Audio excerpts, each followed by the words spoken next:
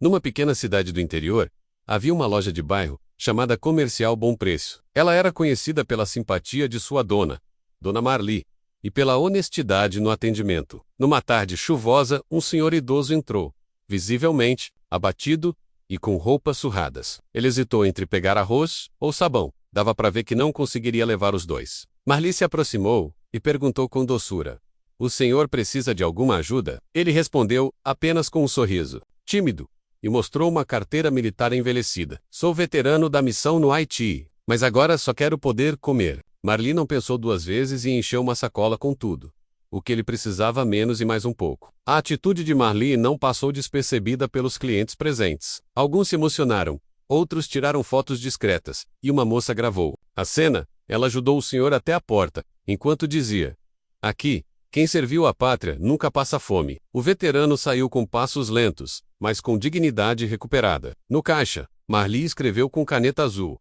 "Débito eterno. Veterano, Tiguara." No fim do expediente, ela tirou uma cópia da câmera de segurança e guardou para si. Sabia que tinha feito a coisa certa, menos mesmo sem saber o que viria no dia seguinte. Mal sabia ela que aquela simples atitude daria início a uma comoção nacional.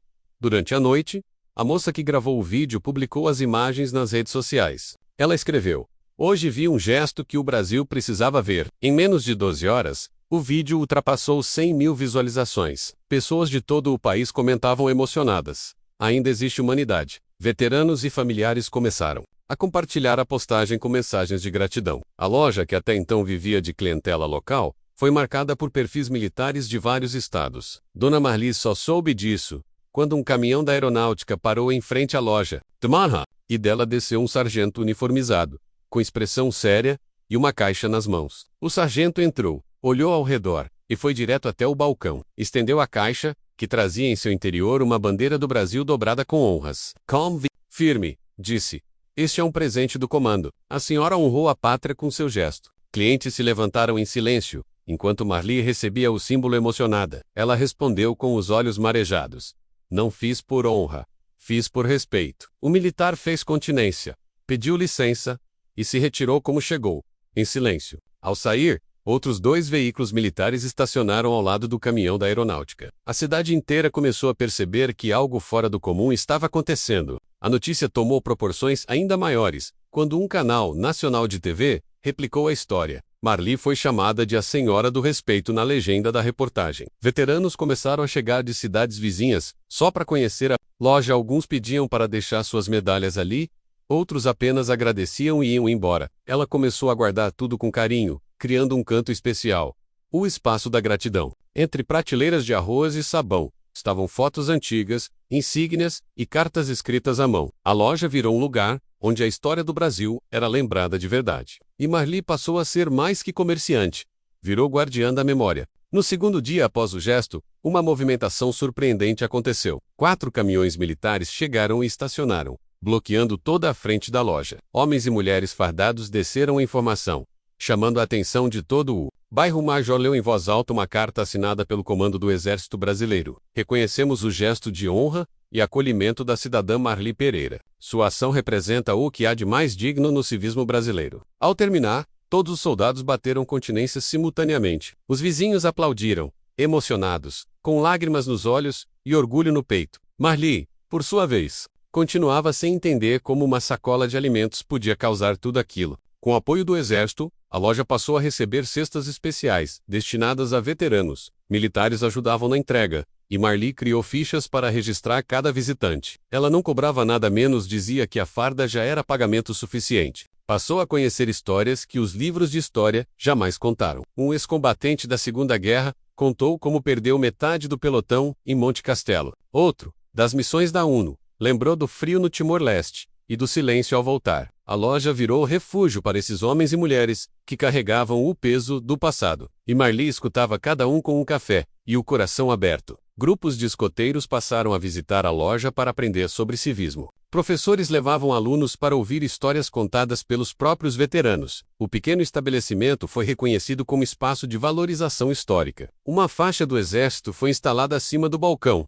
"Aqui, a bravura encontra acolhimento." A história de Marli começou a ser estudada em cursos de formação militar, e a cada nova visita, A parede da loja ganhava mais um símbolo da memória nacional. Tudo isso graças a um gesto que nasceu da bondade e se transformou em movimento. Com o tempo, a loja foi batizada informalmente pelos moradores como Loja da Honra. Veteranos ligavam antes de visitar, para agendar horários e contar suas histórias. Alguns traziam documentos antigos, outros objetos de guerra, como botões, boinas e fitas. Marli catalogava tudo com paciência e escrevia à mão o nome de cada doador. Ela dizia: "Ninguém aqui será número. Aqui todo mundo tem nome e história." O antigo capitão deixou uma espada cerimonial com um bilhete. "Obrigado por me ouvir." Ela nunca exibiu vaidade, menos apenas gratidão por poder fazer parte disso. E sempre lembrava: não é caridade, é reparo. A cidade passou a realizar um evento anual em frente à loja. Era o Dia do Abraço ao Veterano, criado por sugestão de uma criança da escola. Militares, famílias, escolas e civis se reuniam para celebrar a memória viva. As ruas se enchiam de bandeiras e faixas com dizeres como "Obrigado por servir." No final do evento, uma salva de palmas ecoava por minutos. Era homenagem silenciosa. Marli sempre subia em um caixote para dizer: "Eu só dei arroz e sabão." Eles deram tudo, e todos sabiam que aquela frase carregava mais verdade do que qualquer discurso. Ali, diante da loja simples, o Brasil reencontrava seu lado mais nobre. A loja ficou conhecida em todo o Brasil como exemplo de empatia e patriotismo. Grupos de veteranos começaram a organizar excursões para visitar Dona Marli. Cada encontro era marcado por abraços apertados, histórias de guerra e lágrimas silenciosas. Aos poucos, a lojinha virou ponto de reencontro entre companheiros de batalhas distantes. Em um desses encontros, 2 ex-soldados que lutaram juntos no Haiti se reconheceram ali, abraçaram-se como irmãos que voltam de um campo de combate. Décadas depois, "Foi aqui que a pátria nos reuniu de novo", disse um deles, com voz embargada. E Marli, com olhos marejados, apenas respondeu: "É aqui que ela nunca deixou vocês." Com o aumento da visibilidade, ONG e militares da reserva se mobilizaram para ampliar o projeto. Criaram o Círculo da Honra, uma rede de comerciantes que seguiriam o exemplo da loja de Marli. Em poucos meses, 43 estabelecimentos em vários estados aderiram à causa. Todos passaram a receber uma placa com os dizeres: "Veteranos são prioridade. Esta loja honra quem serviu." O movimento inspirou até lojas maiores e redes de supermercados. Marli recusou lucros ou porcentagens, dizendo: "Minha moeda, e continuava atendendo com a mesma gentileza de sempre, sem deixar que a fama a mudasse. A movimentação chamou a atenção de autoridades internacionais. Um coronel americano da reserva, veterano do Vietnã, fez questão de conhecer Dona Marli.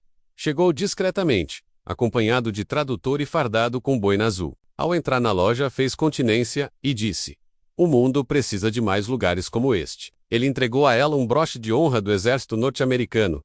Reconhecendo sua atitude, ela colocou o broche entre as lembranças, ao lado de uma medalha da FIB. Na saída, o coronel deixou uma frase que emocionou a todos: "Quando a humanidade falha, civis como você reacendem a chama da honra." A repercussão da visita gerou uma nova onda de comoção nas redes sociais. Veteranos de outros países começaram a mandar cartas, vídeos e até doações simbólicas. Uma senhora da Itália, viúva de combatente da FIB, escreveu: "Na sua loja, senti que meu marido ainda é lembrado." Essas mensagens eram lidas por Marli, em voz alta, e colocadas no mural improvisado. O mural virou ponto de parada de todos que entravam. Menos muitos saíam com lágrimas nos olhos. Civis que antes ignoravam os veteranos começaram a trotelar-se com respeito, e crianças da cidade agora sabiam os nomes de cada herói que pisava ali. Certo dia, um caminhão blindado da Brigada de Infantaria desceu a rua da loja com marcha lenta. Dele desceu um grupo de soldados trazendo uma escultura envolta em pano. Era uma homenagem oficial. Uma escultura de bronze retratando Marli, entregando uma sacola a um veterano. A peça foi instalada na calçada, com os dizeres: "Aqui, o Brasil voltou a lembrar." A inauguração foi acompanhada por veteranos, crianças e autoridades locais. Um general da ativa discursou dizendo: "A verdadeira grandeza da pátria começa no balcão." Marli, emocionada, apenas agradeceu dizendo: "Eu só fiz o que todo brasileiro deveria fazer." A escultura virou símbolo e selfie obrigatória de quem visitava a cidade. As paredes da loja já não comportavam mais tantas histórias, objetos e homenagens. Então, com doações da comunidade, foi criado o anexo da memória, ao lado da loja original. Ali foram colocados armários, painéis interativos e um espaço de exibição com objetos reais de guerra. Um projetor exibia continuamente vídeos Com relatos de veteranos atendidos por Marli, o local se tornou parada obrigatória de escolas, universidades e turistas. Guias voluntários, em sua maioria filhos ou netos de militares, ajudavam na recepção. As crianças ouviam histórias que nenhum livro de história contava, e muitos saíam dizendo: "Agora sei o que é honra de verdade." Em paralelo, uma nova frente de apoio surgiu: o cartão do respeito. Veteranos cadastrados recebiam um cartão que permitia retiradas mensais de itens na loja. Tudo mantido por doações voluntárias, sem qualquer patrocínio comercial. Marli dizia: "Tiver arroz na prateleira, vai ter respeito na sacola." A iniciativa foi reconhecida pelo Ministério da Cidadania como modelo de inclusão solidária, mas ela sempre recusava prêmios e dinheiro.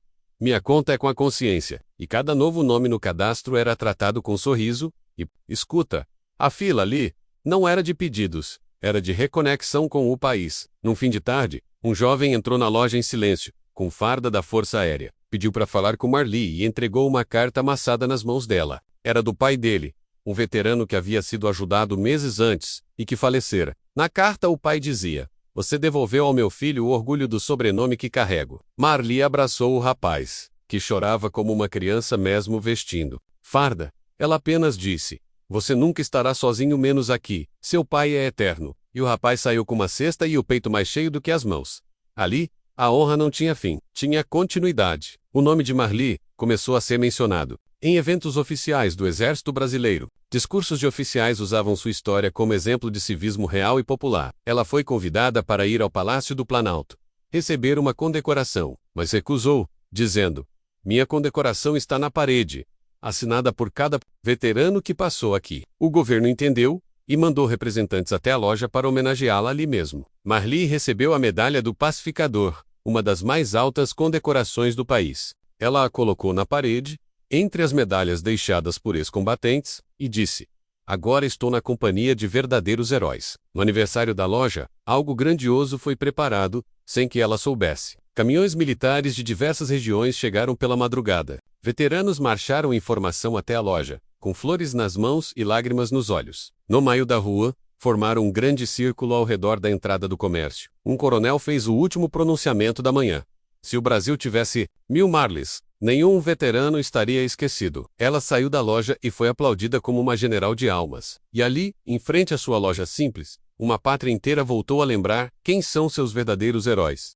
O Dia Nacional do Veterano Invisível foi criado no Congresso após pressão popular. A proposta veio de um deputado que conheceu a loja de Marli e viu o impacto real. A nova data foi marcada em homenagem ao dia em que ela ajudou o primeiro veterano. Tudo usou Zenos. Em 14 de setembro, escolas, quartéis e comércios relembrariam o gesto. A loja passou a ser o centro das comemorações, com filas de visitantes de todos os cantos. Veteranos desfilavam nas ruas ao redor, recebendo cumprimentos e flores da comunidade. Marli dizia, olhando os carros militares: "Hoje eles marcham por eles, e por todos os esquecidos." Era a pátria reencontrando o que havia deixado para trás, seus heróis silenciosos. Certo dia, a loja recebeu uma visita inusitada.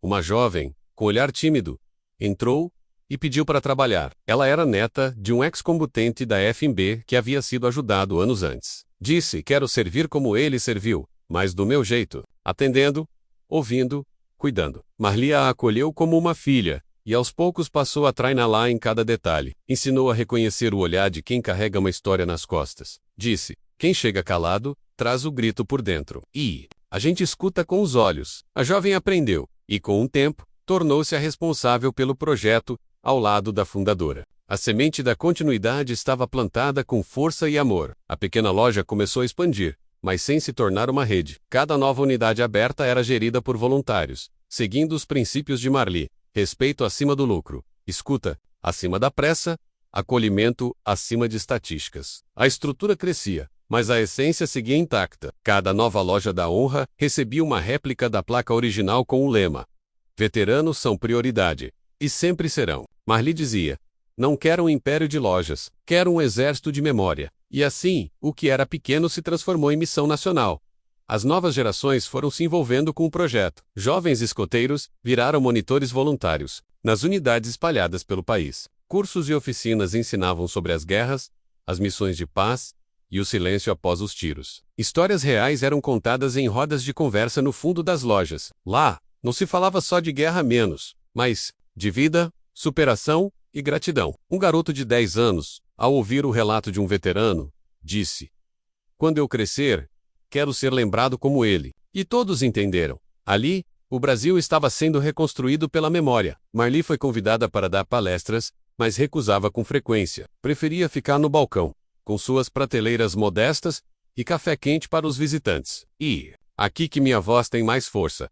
Em silêncio, ouvindo os outros. Certa vez, um jornalista perguntou se ela se considerava uma heroína. Ela respondeu sorrindo: "Eu? Não. Eu só escutei quem ninguém mais queria ouvir." A simplicidade dessa resposta viralizou nas redes e virou frase estampada em camisetas. Escutar é servir passou a ser o lema da nova geração de voluntários. E Marli, sem perceber, se tornava símbolo de uma revolução silenciosa. Em um domingo tranquilo, uma comitiva do Ministério da Defesa chegou sem aviso. Eles não vinham com discursos nem câmeras, menos apenas com um envelope simples. Lá dentro, um decreto assinado oficializava o nome da loja no Registro Nacional. Centro Nacional de Apoio ao Veterano, Unidade Marli Pereira. Ela se emocionou, mas como sempre, pediu que o nome ficasse fora da fachada.